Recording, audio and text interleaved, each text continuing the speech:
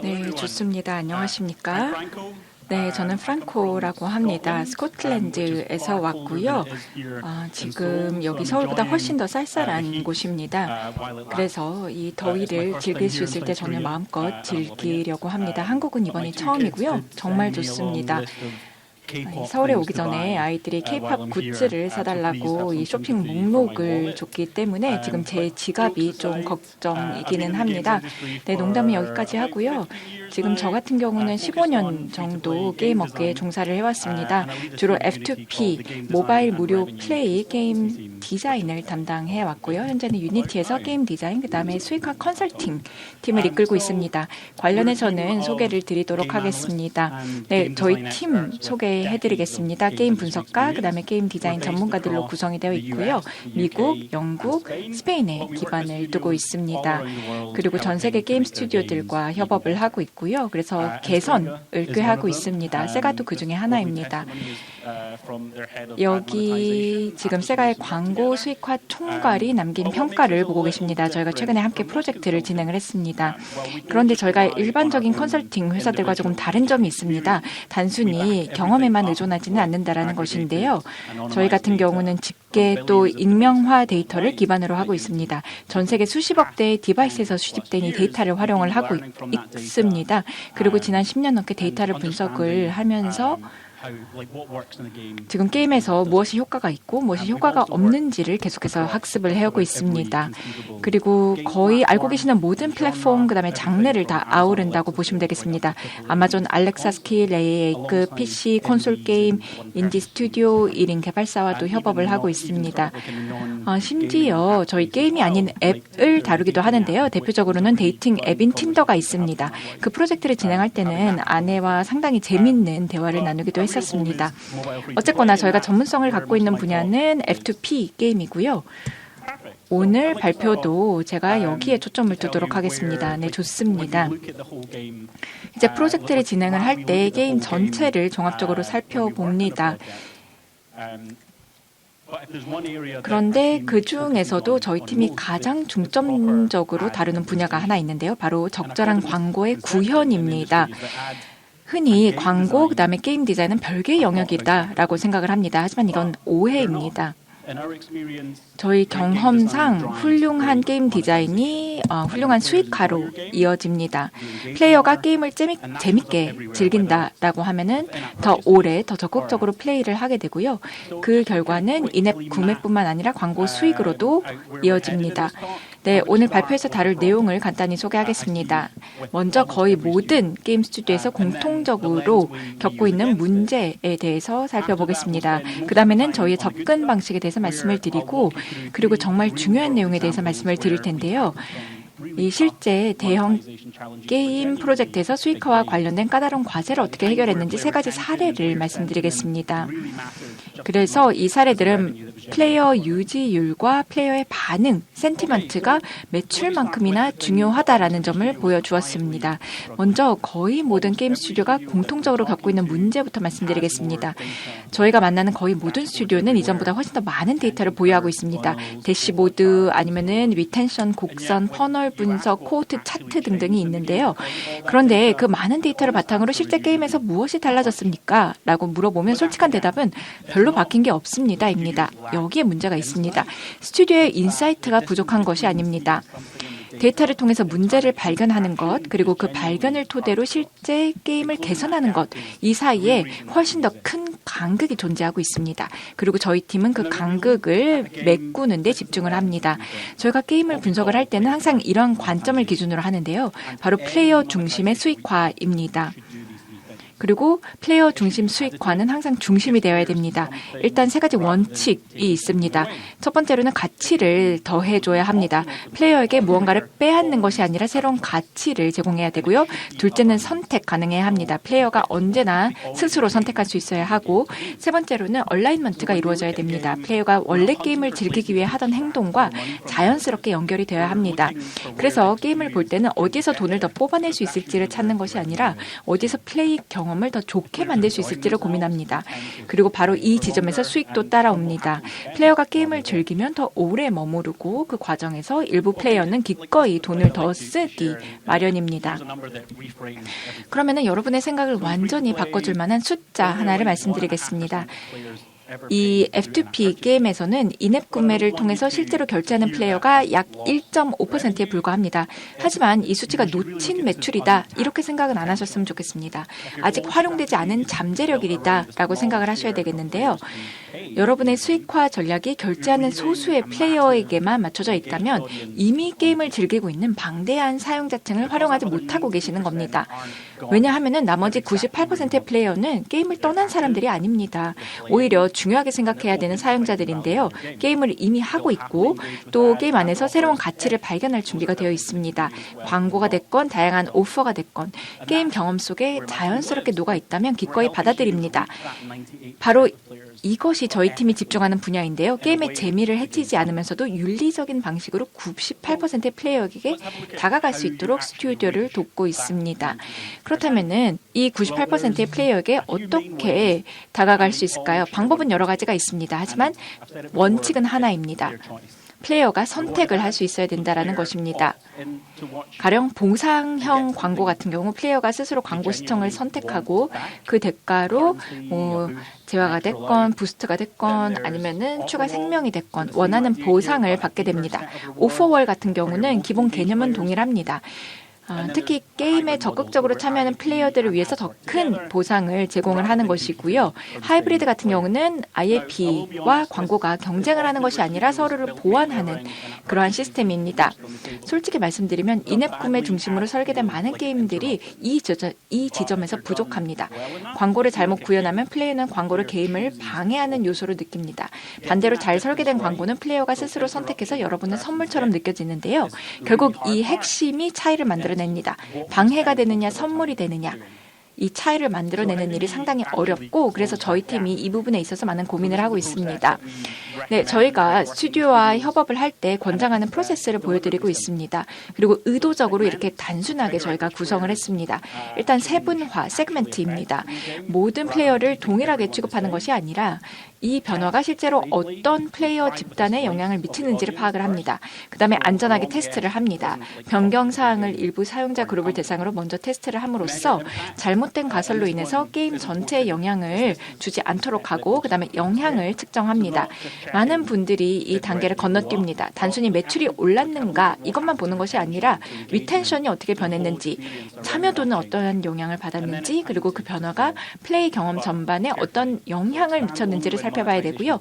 마지막으로는 신중하게 확대를 해야 됩니다. 수익화 성과가 개선되면서도 플레이어 리텐션이나 신뢰를 해치지 않는다는 것이 확인되었을 때에만 그때에만 스케일업을 해야 됩니다.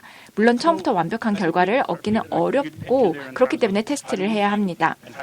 지금까지 저희가 어떤 관점으로 접근하고 어떤 방식으로 일하는지 말씀을 드렸는데 결과를 이제 보여드리도록 하겠습니다. 실제 사례 3가지를 소개해 드리려고 합니다. 성격이 굉장히 다른 3가지 게임이기 때문에 이제 쉽지 않은 수익화 과제를 어떻게 해결했는지 살펴보도록 하겠습니다. 그리고 목표가 단순히 매출 증가가 아니었습니다. 게임이 성공할 수 있었던 가장 중요한 요소인 플레이어 리텐션, 신뢰, 그 다음에 게임 경험 자체 이거를 보호를 했습니다. 그래서 첫 번째 사례부터 한번 보도록 하겠습니다. 이 Snake.io 이거는 쿠앱스의 게임이죠. 이 수많은 플레이어가 동시에 경쟁하는 IO 장르를 대표하는 게임 중에 하나인데요. 플레이어는 경기장 안에서 뱀이 되어서 먹이를 먹으면서 몸집을 키우고 또 끝까지 살아남습니다. 지금까지 4억 4천만 건이 넘는 다운로드를 기록한 대형 타이틀입니다. 저희가 프로젝트에 참여했을 때 그때 당시의 상황을 좀 설명을 드리자면 배틀 패스는 있었습니다. 근데 기대만큼의 전환율이 나타나지 않았습니다. 보통 이럴 때 가장 먼저 떠올리는 해결책은 배틀 패스를 더 후하게 만들자. 보상을 더 많이 주고 가격을 낮추고 플레이어에게 더 많은 혜택을 제공하자. 이렇게 생각을 합니다. 하지만 저희가 데이터를 살펴보니까 보상의 후함 이게 문제가 아니었습니다. 진짜 문제는 명확성, 가격 그리고 페이싱이었습니다. 그래서 사람들이 예상하는 것과 반대의 접근을 제안했는데요. 플레이어가 배틀 패스의 가치를 쉽게 이해할 수 있도록 UX를 개선을 하고 진입 가격을 낮추고 그리고 보상의 가치를 다시 균형감 있게 조정을 했습니다. 했습니다. 그리고 퀘스트 구조를 개편을 해서 플레이어가 충분히 달성 가능하구나 이렇게 느낄 수 있도록 했습니다. 그리고 그 결과가 정말 대단했는데요. 보상의 총 가치가 늘어난 것이 아니라 줄어들었습니다. 그럼에도 불구하고 배틀 패스는 게임 전체에서 가장 많이 판매되는 IAP 상품이 되었습니다. 두 번째 사례는 Who is 2 유니코 스튜디오의 소셜 추리 파티 게임입니다. 이거는 방금 보셨던 사례와는 조금 다른 그러한 유형입니다. 이 소프트 론칭 이후에 이 첫날 데이 원 리텐션 그다음에 세션 지속 시간이 기대에 미치지 못하는 그런 문제가 있었습니다. 그래서 여러 차례 계속해서 개선을 시도를 해봤는데요. 지표가 나아지지 않고 있었습니다. 그래서 저희가 이제 뛰어들었고요. 같이 문제를 분석을 하고 또 개선을 하기 시작했는데 결과가 상당히 좋았습니다. 특히 플레이어 참여도 측면에서 그랬습니다. 일단 데이 1부터 데이 30까지 전 기간에 걸쳐서 리텐션이 약 10% 정도 향상이 되었고요. 플레이 시간이 9% 증가를 했고요. 그 다음에 사용자당의 참여 세션 수가 5% 증가했습니다. 그렇다면은 참여도 개선이 왜 수익과 연결이 될까요? 효과가 누적되기 때문입니다. 유니콘은 동일한 게임 디자인 접근 방식을 다른 게임에도 적용을 했습니다. 그 결과 이 인앱 매출이 25% 증가를 했습니다. 이게 결국에는 핵심입니다. 좋은 게임 디자인이 게임의 기반을 탄탄하게 만드는 것이고 그리고 수익화가 자연스럽게 따라오게 되어 있습니다. 네, 그리고 이 결과를 보여주는 제3자의 증언이 있습니다. 여기 화면에 보시면은 이 프로젝트를 마친 뒤에 스튜디오 리드가 남긴 평가를 보실 수가 있는데요. 관련해서 혹시 뭐 추가적으로 알고 싶으시다라고 하면은 관련 자료를 보시면 되겠습니다. 네, 다음 사례인데요. 마지막 사례입니다. 아마 잘 알고 계실 타이틀인데요. 네, 이너 슬로스의 어몽 어스입니다. 누적 다운로드 수가 10억 건에 가깝고요. 대표적인 인기 게임이고요. 저도 그렇고 제 아이들도 굉장히 좋아하는데 저 같은 경우는 여기서 이제 윈을 하지는 못하고 있습니다. 뭐 어쨌거나 이너 슬로스가 요청했던 일은 쉽지는 않았습니다. 지금 데일리 오디언스가 상당히 많음에도 불구하고 이러한 어려움을 겪고 있었는데 플레이어들이 사랑하는 소셜게임의 신뢰를 해치지 않으면서도 어떻게 새로운 수익화 요소를 도입할 수 있을까가 저희에게 이제 제시를 했던 과제였습니다. 그래서 가장 먼저 함께 했던 일은 세 가지 원칙, 가드레일을 정하는 것이었습니다. 페이 투 윈은 허용하지 않겠다. 그러니까 돈을 지불했다라고 해서 게임에서 경쟁 우위를 얻을 수 있어서는 안 된다. 그 다음에 게임 플레이를 방해서는 안 된다. 광고가 됐건 수익화 요소가 됐건 플레이 중에 매치를 중단시키거나 흐름을 끊어서는 안 된다라는 이러한 원칙이 있었습니다. 그 다음에 빼앗는 방식이 아니라 더하는 방식이어야 된다.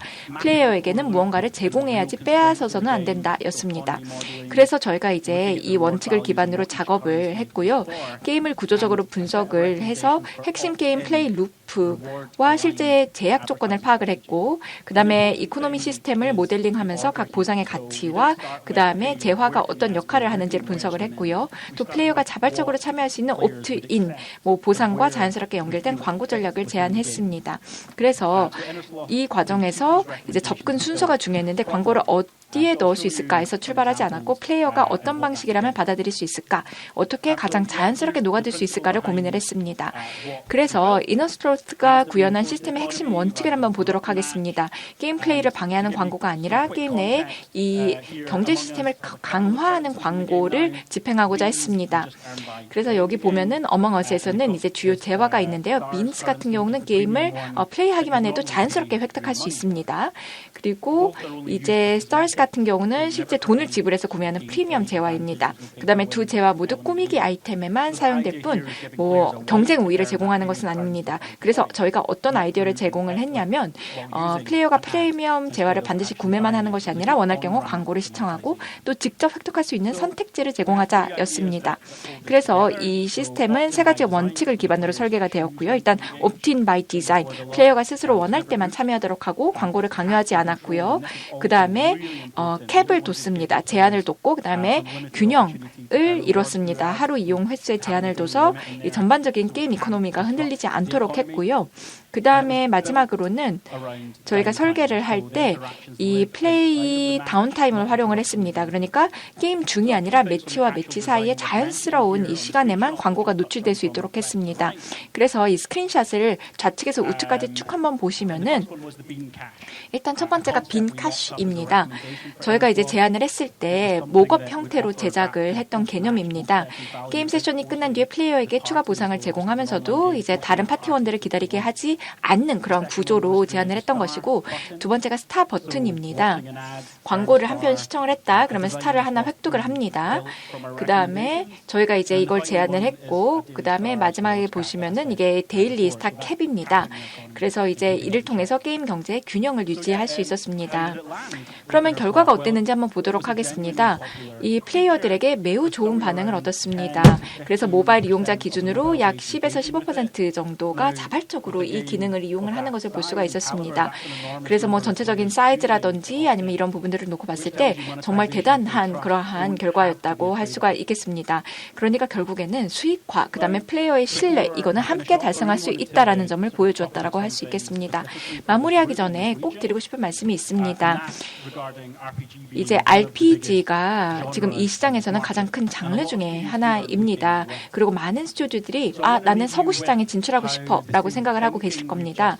그래서 지금까지 이제 저희가 어떤 접근 방식을 취하고 있는지 말씀을 드렸는데요. 이게 RPG를 서구권 플레이어들에게 선보일 때 어떻게 적용될 수 있는지에 대해서 한 3가지 정도를 말씀을 드리겠습니다. 일단 첫 번째로 이 플레이어들은 능력치를 구매하는 것이 아니라 스스로 획득하기를 원합니다. 그러니까 수익화를 줄이자 이러한 의미가 아니라 뭐 능력치 판매하는 대신에 뭐 꾸미기 요소라든지 편의 기능이라든지 추가 콘텐츠라든지 이것을 중심으로 수익화를 해야 된다는 것이고요. 디아블로 이모탈 같은 경우 이 페이 투 윈 요소에 얼마나 서구 플레이어들이 빠르게 등 돌리는지를 보여주고 있습니다. 그다음에 이 젠신 임팩트 같은 경우는 이 페이 투 윈 없이도 매출을 많이 올릴 수 있다는 것을 보여주었죠. 두 번째로는 플레이어의 적극적인 참여가 게임의 핵심입니다.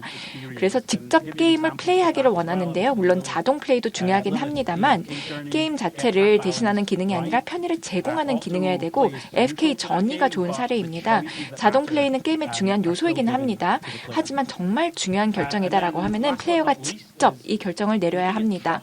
그 다음에 마지막으로는 이 트러스트, 신뢰라는 것이 출시할 때 같이 제공이 돼야 됩니다. 수익화가 어떤 방식으로 이루어지는지 처음부터 명확하게 설명을 해야 되고요. 뭐 확률 정보를 투명하게 공개를 하고, 그 다음에 여러 가지 이 프라이싱 같은 경우도 정직하게 운영을 해야 되고, 그 다음에 초기 이 게임의 이 이코노미를 공정하게 설계를 해야 됩니다.